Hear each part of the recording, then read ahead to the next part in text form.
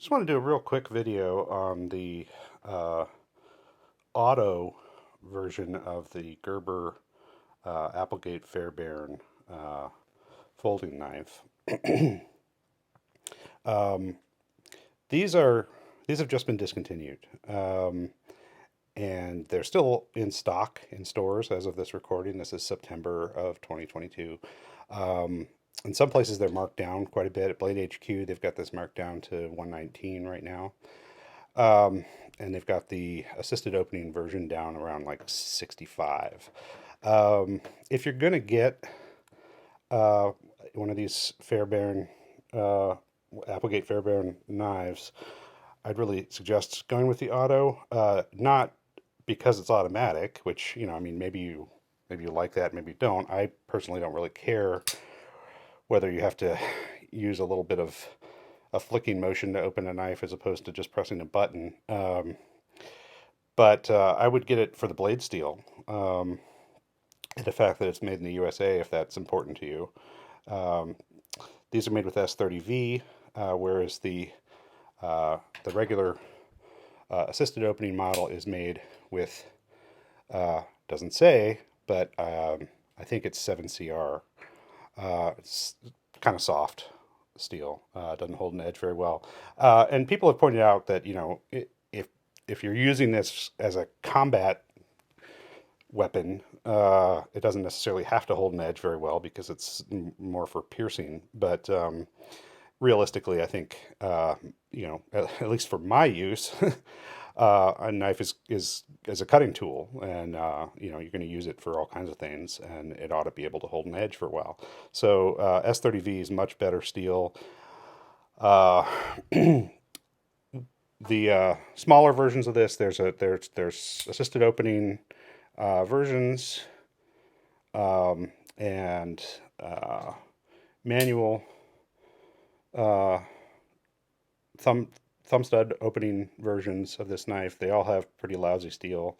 Most of them are made in Taiwan, um, which is fine. I mean, some knives made in Taiwan are excellent. But I'm in the U.S., and it's kind of nice from my perspective to buy things that are made in the U.S. sometimes. Um, the auto version of this also has aluminum handles as opposed to this sort of nylon or injected molded stuff. Um, and it's good. It's not slick. It's got these nicely fluted handles and good jimping on it. So you get good positive retention even though it's a metal handle. Um, One consideration, though, that I want to point out, if you're used to carrying one of the assisted opening versions and you're going to upgrade to the auto, the safety is oriented in the opposite direction, which is something that's going to take a little while to get used to.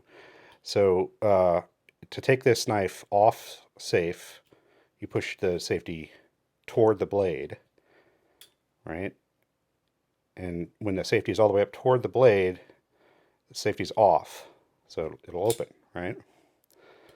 Uh, and then if you push it toward the butt of the handle, that's locking it in the safe position, so it won't open. With the auto, it's exactly the opposite.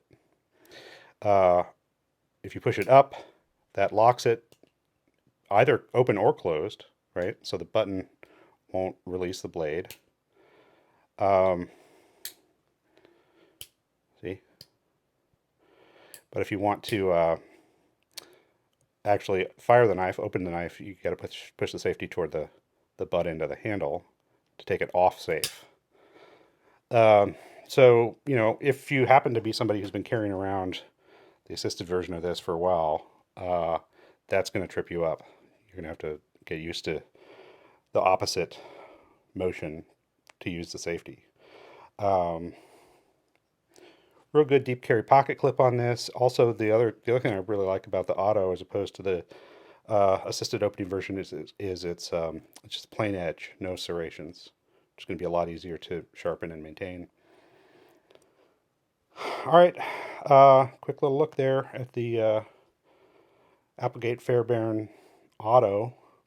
Um, and just wanted to give you guys a heads up that it's been discontinued. So, you know, I mean, I'm sure you'll still be able to find them on the secondary market in the future, but if you want to pick a new one, you need to do that relatively soon.